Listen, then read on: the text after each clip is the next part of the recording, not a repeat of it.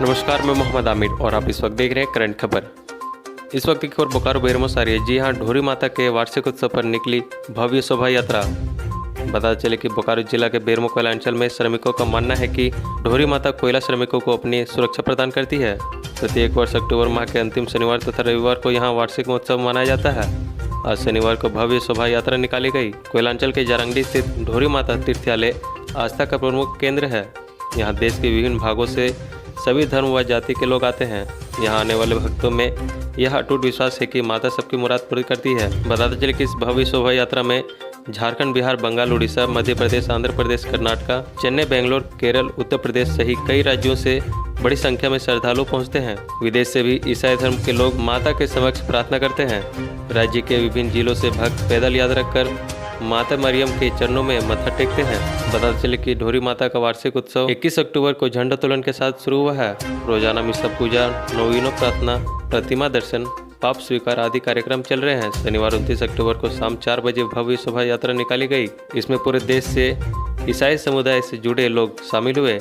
माता मरियम के आदर में मिसा पूजा व प्रतिमा दर्शन किया गया। बताते चले कि दूसरे दिन 30 अक्टूबर रविवार को प्रातः 10 बजे से समारोही मिसा पूजा के साथ वार्षिक उत्सव का समापन होगा। तो आइए सुनते इस संबंध में चर्च के फादर माइकल लकड़ा, बेरमो विधायक प्रतिनिधि विल्सन फ्रांसिस उर्फ बबलू, आरसीएमएस के जरंगडी शाखा उपाध्यक्ष मोहम्मद सनाउल्लाह, साथ ही साथ वरिष्ठ पत्रकार पप्पू चौहान ने क्या कहा। नमस्कार, जोहार। आप देख रहे करंट खबर। मैं हूं अमित कुमार।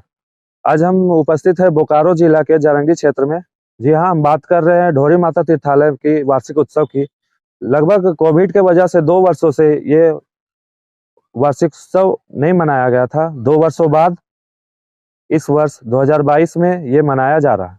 तो इसको लेकर यहाँ तैयारी जोर शोर से चल रही है।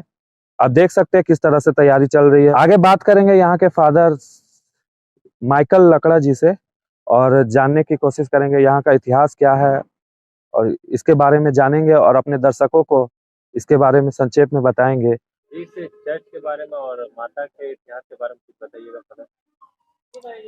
ये चर्च के बारे में जो भी इतिहास है,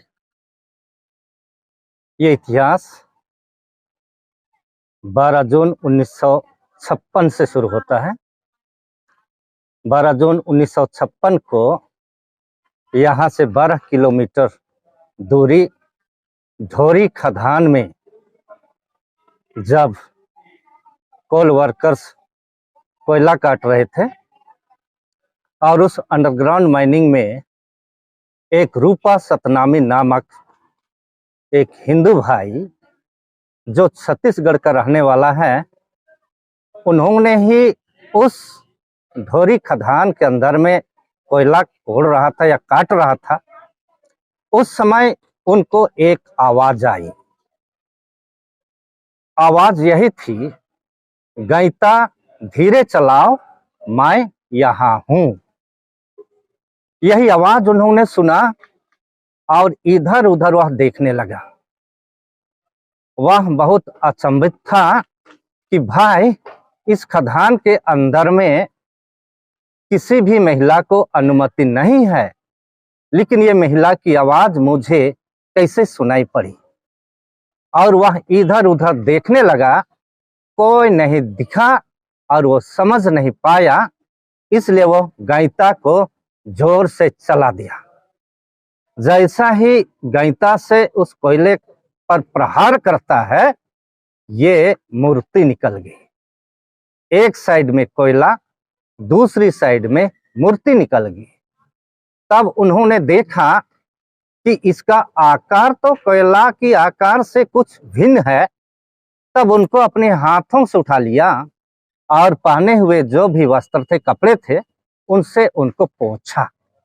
जब अच्छी तरह से पोंछ के देखता है, तब उन्होंने देखा कि ये तो एक देवी है। और जब वह देवी का रूप देख करके इतना आनंदित हो गया, खुश हो गया, और उसी खुशी में उसको बाहर निकाल लाया।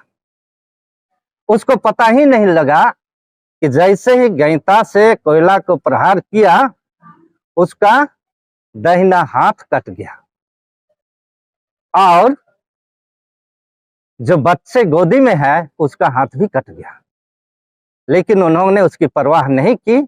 सिर्फ वो जो मूर्ति, जो देवी, उसको उठा लिया, खदान के बाहर निकाला। और जैसे ही खदान के बाहर निकलता है और सब लोग देखते हैं, उन्होंने बताया कि किस प्रकार से ये माँ ने मुझे आवाज दी और मैं जो कोर रहा था ये निकल गई। और उसी दिन से जैसे ही ये समाचार लोगों को मिला, पूरे उस इलाके के लोग वहां पर इकट्ठे होने लगे और उसी दिन से उनकी पूजा अर्चना शुरू हो गई। और तब उनको वहीं ढोरी के उस कुलियारी के ऑफिस में रखा गया। और उसी दिन से ढोरी माता का, जो उस समय देवी के नाम से उन्होंने प्रकट किया, एक देवी है, इसलिए देवी के नाम से भजन कीर्तन पूजा पाठ वहां पर शुरू हो गया। और रोज के रोज भीड़ के भीड़ लोग वहां आने लगे। कितने दिनों के प्रोग्राम होते हैं? यहाँ पर 9-10 दिन का प्रोग्राम होता है। 9 दिन का नौवीना, जो नवरात्रा जो कहा जाता है, उसी प्रकार से 9 दिन की नौवीना प्रार्थना होती है, मिस्सा पूजा बलिदान और दर्शन होता है। और 10वें दिन में इसका धूमधाम से समारोही मिस्सा पूजा बलिदान अर्पित किया जाता है। लगभग 2 वर्षों के बाद ये कोरोना काल में ये नहीं मनाया गया था, तो लगभग 2 वर्षों के बाद ये अवसर आया है और इस वर्ष इसका तैयारी चल रहा है। तो किस तरह से तैयारी चल रहा है अभी की? इस बार की तैयारी बहुत धूमधाम से हो रही है, काफी जोर शोर से तैयारी चल रही है। और लोगों में इतना उत्साह है कि 2 वर्ष के बाद आज माँ के पास आने का मौका मिल रहा है। इसलिए सब कोई उम्मीद जता रहे हैं कि इस वर्ष बहुत ज्यादा भीड़ होगी। और सब के सब चाह रहे हैं 2 वर्ष के बाद हम लोग माँ का दर्शन कर पाएंगे। ऐसे हम लोग, जैसे मैंने बताया कि 9 दिन का नौवीन प्रार्थना होता है और उस 9 दिन की प्रार्थना को हम लोग ने इस वर्ष 21 अक्टूबर को शुरू किया है। आज 7वां दिन है और 9वां दिन में नौवीना प्रार्थना की समाप्ति की जाएगी। और उसी दिन 3 बजे अपराह्न ढोरी माता को बाहर निकाला जाएगा और शोभा यात्रा के रूप में रोड पर लेते हुए मुख्य पंडाल में लाया जाएगा और वहां से धूमधाम के साथ मिस्सा पूजा बलिदान चढ़ाया जाएगा। कहाँ से लोग आते हैं यहाँ पे? यहाँ पर झारखंड प्रदेश, उड़ीसा, बिहार, छत्तीसगढ़, बंगाल और कुछ लोग साउथ से आते हैं और कुछ लोग विदेश से भी कभी कभी आ जाते हैं।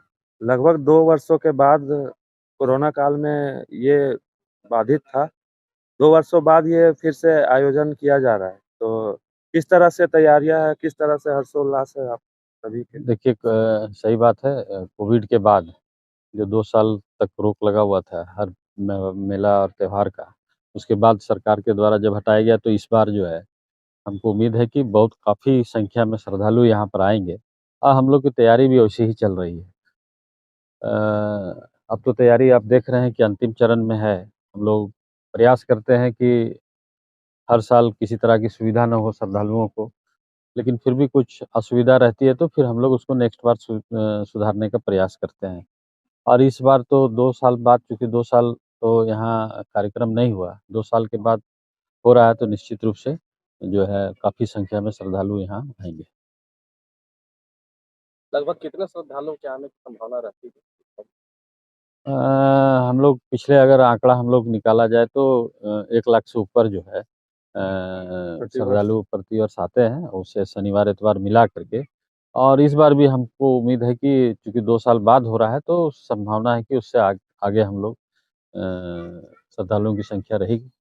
श्रद्धालु के रहने के लिए क्या-क्या व्यवस्था है? क्या-क्या व्यवस्था है श्रद्धालुओं को रहने के लिए? यहाँ स्कूल है, यहाँ जितने भी पार्टी यूनियन ऑफिस है वो सारे लोग देते हैं। आपको सबसे खास बात यहाँ के ये बतलाना चाहता हूँ कि ये त्यौहार जो है ना केवल ईसाइयों का है, बल्कि सारे लोग हिंदू, मिल-जुल के। मुस्लिम, सिख, ईसाई सारे लोग मिल कर के हम लोग इस त्यौहार को पूरा करते हैं।